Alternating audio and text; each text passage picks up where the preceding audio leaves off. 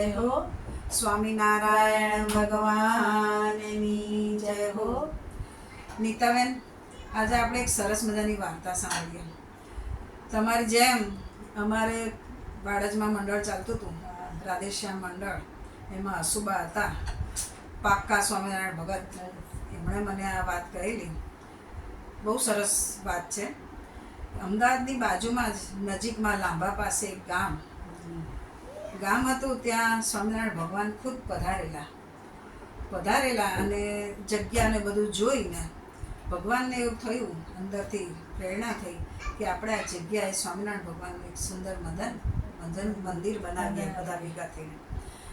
એટલે ગામના સરપંચો, આગેવાનો ને બધા છોકરાઓ ને બધા નાના મોટા બધાએ ભેગા થઈ વાતને વધાવી લીધી કે હા ચલો કે આપણે બધા ભેગા થઈ યથાશક્તિ ફાળો આપી અને બધા આપણે મંદિરનું નિર્માણ કરીએ. સરસ મજાનું સ્વામિનારાયણ ભગવાનનું મંદિર હાલમાં પણ અત્યારે હાજર છે મંદિર જેતપુરમાં. પછી તો રોજ જે સવાર પડે એટલે બધા સેવા કરવા આવી જાય. નાના મોટા છોકરાઓ એના જેવું કામ કરે, કડિયા મજૂરો હોય એ એના ચણતરનું કામ કરે, બહેનો બધી અમુક હતી એ રસોઈમાં મદદ કરાવે. પણ ત્યારે તો કંઈ લોટ બોટ ઘરે તૈયાર મળતા નહોતા, એટલે પેલા ઘંટીથી દાણા દળવા પડ્યા. અને બહેનો બધી એ રીતે મદદ કરે. કોઈ દાળ ચોખા સાફ કરી આપે, કોઈ ઘઉં દળી આપે, અને કોઈ મીઠા મસાલાની વ્યવસ્થા કરી આપે. એમ કરીને આખું ગામ એમાં બધા જોડાયેલા અને બધા એટલી બધી દિલથી સેવા કરે. મંદિર બનાવવા માટે ભગવાન ખૂબ સાક્ષાત હાજર હતા, એટલે બધાને દિલમાં એટલો બધો ઉમંગ હતો એ બધા ખૂબ જ ભાવથી સેવા કરતા હતા. અને વચમાં રોડ છે, હાઈવે છે, અને એની સામેની સાઈડે એક વૈશ્યાનો મહેલ હતો. એ વૈશ્યા એટલી સુંદર હતી, એટલી રૂપાળી હતી, અને ખૂબ જ આમ સુંદરતાનું એનું કોઈ વર્ણન જ ના થઈ શકે, એટલી બધી સરસ હતી. પણ એનો ધંધો વૈશ્યાનો, એટલે એના ઝરૂખામાં ઊભી રોજ જોવે કે આ બધા કેટલા નસીબદાર છે કે મજાનું સરસ મજાનું મંદિરનું નિર્માણ કરે છે. પણ હું આ મારા ધંધાના હિસાબે, મારા ઓલાના હિસાબે હું કે એમાં કંઈ ભાગ આપી નથી શકતી, કંઈ સેવા કરી શકતી નથી. હું પણ કંઈક સેવા કરું તો મને કેટલો સારો લાભ મળે એમ.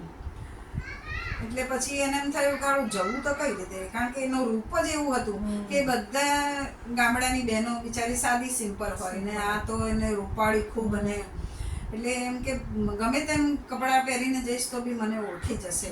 છતાં પણ એવા સાદા કપડાં પહેરી, માથે ઓઢીને બધું આમ શરીર પોતાનું અંગ ઢાંકી અને બહેનો જે લાઈનમાં ઊભા હોય છે એ લાઈનમાં ઊભી રહે છે. એટલે એમાં એવું હોય છે કે ઘઉં દળવા માટે લઈ જવાના સવારે, અને સાંજે લોટ જે થાય એ પાછો જમા આપી જવાનો પાછો. એટલે બીજે દિવસે સવારે આ બધા જે કામ કરતા હોય બધાના રસોડા માટે ઉપયોગમાં આવે. એટલે બહેનોની લાઈન ધીમે ધીમે આગળ વધતી ગઈ. એમાં એ બે પાછળ ઊભા થઈને પછી ગયા. એટલે એનો હાથ લાંબો કર્યો કે મને આપો એમ. એટલે કે કેટલા આપવું એમ. એટલે પેલો મુનિમ એના મોઢા સામું જુએ છે. એટલે મુનિમને ખબર પડી ગઈ કે આ તો વૈશ્યા છે કે. એટલે મુનિમને તો ધમાચકડી મચાવી દીધી કે તું તો વૈશ્યા છું ને અહીંયા આવીને મારું આ બધું અબડાવી દીધું ને તું કેમ અહીંયા આવીને તારે આવવાનું જ નહીં ને અમારો ધર્મ ભ્રષ્ટ કરી નાખ્યો ને આમ તેમ બહુ જ હૈડાછેડ કરતા હતા. એટલે પેલી એમ બહુ વિનમ્રતાથી કહે છે કે મારે પણ સેવા કરવી છે તો મને થોડુંક યથાશક્તિ મારાથી થશે એટલું કરીશ, પણ મને તમે આપો ઘઉં. એટલે પેલો મુનિમ તો એકનો બે ના થાય કે તને ના જ આપવું તો ના જ આપવું એમ. એટલે બધી હૈડાછેડ થતી હતી. એ ભગવાન, એ સ્વામિનારાયણ ભગવાન ખુદ અંદર સાંભળતા હતા. એને એમ થયું કે આ શું માથાકૂટ ચાલે છે બહાર. એટલે પોતે બહાર આવ્યા અને પછી પૂછે છે કે ભાઈ શું છે આ બધું. એટલે મુનિમ બધી વાત કરે છે કે ભાઈ આ તો વૈશ્યા છે, નામ છે ને તેમ છે ને તો ધર્મ ભ્રષ્ટ કરવા આવી છે ને એને કશું એની સેવા ના લેવાય ને આમ ને તેમ ને ખૂબ બોલે છે. એટલે ભગવાન એને શાંત પાડે છે મુનિમને કે ભાઈ શાંતિ રાખો અને એ જે માગે છે ને એને એ આપો. પછી ભગવાન એની સાથે વૈશ્યાની જોડે વાત કરે છે કે આ તું જે લઈ જાય છે કે તું તારા હાથે સેવા કરીશ. તારે તો એમ કે દાસીઓ ઘણી બધી હોય તો તું દાસીને કામ કરવા તો નહીં આપી દે ને, તું તારા હાથે કરીને આપીશ તો કે હા બાપજી, હું વચન આપું છું કે હું મારા હાથે લોટ દળીને લાવીશ, કે હું કોઈની પાસે મજૂરી નહીં, મજૂર પાસે કે દાસી પાસે હું કામ કરાવીને નહીં લાવું, પણ હું મારા હાથે દળીને લાવીશ. પછી એને તો જેટલા જોઈતા હતા એટલા ઘઉં એમને આપી દીધા. સાંજનો ટાઈમ થયો, જમા કરવાનો ટાઈમ, એટલે એ બેન પણ વૈશ્યા પણ ઊભા રહ્યા લાઈનમાં. બધા બહેનો એક પછી એક જતા હતા આગળ. અને સાંજે આમ તો બાપજી કદી આ બધું જમા કરાવવાનું ના લેવડ દેવડમાં બાપજી કદી હાજર નતા રહેતા, પણ આ સવારે બનાવ બનેલો એટલે એ પોતે ત્યાં હાજર રહ્યા. અને એને વૈશ્યાને વારો આવ્યો. વૈશ્યાએ આપ્યા એના ઘઉં ને લોટ જેટલો દળ્યો હતો એટલું બધું લઈને આવી અને બધું એને આપ્યું. પછી બાપજી એને પૂછે છે કે તે તારા હાથે કર્યું છે, તારી જાતે બનાવ્યું છે ને, કે જુઠ્ઠું તો નથી બોલતી? તો કે ના, જો બાપજી કે મારા હાથમાં છાલા પડી ગયા છે. કારણ કે એણે તો કોઈ દિવસ, એને દોમ સાયવી હતી, એને કોઈ દિવસ ઘરનું કામ કરેલું નહીં, એટલે એના હાથ એકદમ કોમળ હતા. પેલું ઘંટલોનો ઝાલ્યું ને એટલે એના હાથમાં ચાંદા પડી ગયા. એટલે એના છાલા પડ્યા. એને બાપજીને બતાડ્યા કે બાપજી જો મારા હાથમાં છાલા પડી ગયા, હું જુઠ્ઠું નથી બોલતી, મેં એમ કે મારી જાતે જ ઘઉં દળ્યા છે. અને પછી એ સ્વામિનારાયણ ભગવાનના પગમાં પડી જાય છે. એમ કહે છે કે હું બહુ પાપી છું, મેં બહુ અધમ કામો કર્યા છે, પણ મને ગમે તેમ કરીને ઉતારો, આમાંથી ઉગારો મને. એટલે પછી એને એનું જેટલી મિલકત હતી, જેટલું એનું હતું, એ બધું જ સ્વામિનારાયણ ભગવાનને અર્પણ કરી દીધું. અને એ મહેલ એને પોતે એની સાધવી થઈ ગઈ અને બાપજીના ચરણમાં પોતાનું આખું જીવન એણે સમર્પણ કરી દીધું. એટલે આ વાત તો મને બહુ સાંભળવામાં બહુ સારી લાગી. પણ મને એમ થયું કે ભગવાન એક જ સેકન્ડમાં, એક જ દિવસમાં, કે ભાઈ બિચારી વૈશ્યા હતી, એણે આખી જિંદગી અધમ કામો કરેલા હતા, છતાં પણ ભગવાને એને તરત અપનાવી લીધી, એને તારી લીધી. તો એની પશ્ચાતાપની પરાસીમા કેટલી હશે કે એને ભગવાનને આટલા બધા એના પાપો કરેલા હતા, છતાં પણ એને માફ કરી અને એને અપનાવી લીધી પોતાના ચરણોમાં. તો એના ઉપરથી મેં એક ભજન લખ્યું છે, એ હું આપને સંભળાવું છું. એ સૌથી પહેલાં તો મને એમને વાર્તા પૂરી કરી એ મને સૌથી પહેલો તો એક જ લીટી આવી કે તું પાપીઓને તારે છે એનો મને વાંધો નથી, પણ સતીઓનો સામો પડ્યો તને સંતની પરવા નથી. ભગવાન તારી દુનિયામાં ભક્તોને શાંતિ ના મળે. આ એક લીટી મેં એ બા મારી જોડે બેઠા હતા, સુબા, અને એક લીટી મેં લખી હતી. પછી આખું ભજન મેં લખ્યું છે, એ આપ રજૂ કરું છું.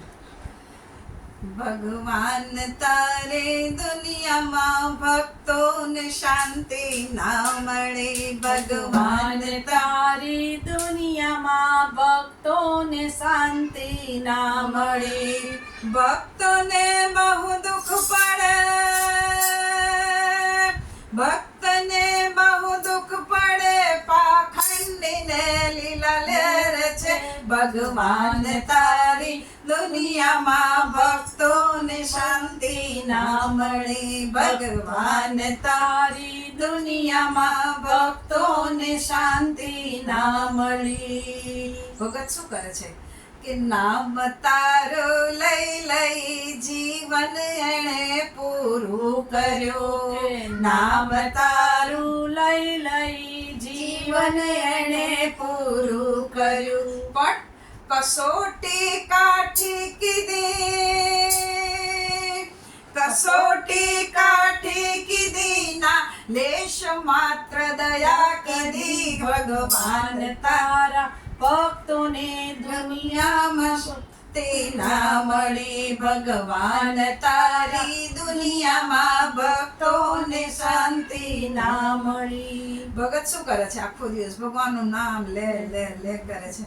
બોલાવ્યો બહુ કર્યો તો એ કદી ના ડગ્યો, બોલાવ્યો બહુ કર્યો તો એ કદી ના ડગ્યો. પૂછડું પકડ્યું સાચનો, પૂછડું પકડ્યું સાચનો તો એ બધે અથડાય છે. ભગવાન તારી દુનિયામાં ભક્તોને શાંતિ ના મળી ભગવાન તારી દુનિયામાં ભક્તોને શાંતિ ના મળી. ભક્તો ભગવાન પાસે કદી કોઈ વસ્તુની માંગણી નથી કરી. લાડી વાડી ગાડીની ના કીધી કદી એ માંગણી. લાડી વાડી ગાડીની ના કદી કદી એ માંગણી. ભજન કીધું પ્રેમથી, ભજન કીધું પ્રેમથી, ના જગતની પરવા કરી. ભગવાન તારી દુનિયામાં ભક્તોને શાંતિ ના મળી. ભગવાન તારી દુનિયામાં ભક્તોને શાંતિ ના મળી. અરે પાપી પાપો બહુ કરી બેસે બધે શાણો થઈ. હે પાપી પાપો બહુ કરી બેસે બધે શાણો ભરી. અને પાછો બધા આપણા જેવા એને પૂછવા જાય. લોકો પૂછે પ્રેમથી, આપણે કઈ પ્રોબ્લેમ હોય જીવનમાં તો એને પૂછવા જઈએ. લોકો પૂછે પ્રેમથી, જવાબ દે અભિમાનથી. ભગવાન તારી દુનિયામાં ભક્તોને શાંતિ ના મળી. ભગવાન તારા ભક્તોને દુનિયામાં શાંતિ ના મળી. તું પાપીઓને તારે છે એનો મને વાંધો નથી. તું પાપીઓને તારે છે એનો મને વાંધો નથી. પણ સતીઓનો સામો પડ્યો, સતીઓની સામો પડ્યો, તને ભક્તની પરવા નથી. ભગવાન તારી દુનિયામાં ભક્તોને શાંતિ ના મળી. ભગવાન તારી દુનિયામાં ભક્તોને શાંતિ ના મળી. સ્વામિનારાયણ.